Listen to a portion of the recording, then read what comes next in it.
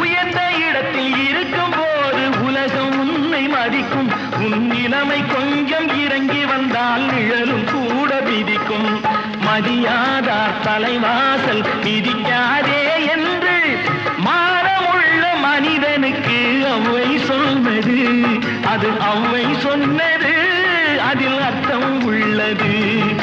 பரமசிவன் கழுத்தில் இருந்து பாம்பு கேட்டது, கருடா சௌக்கியம்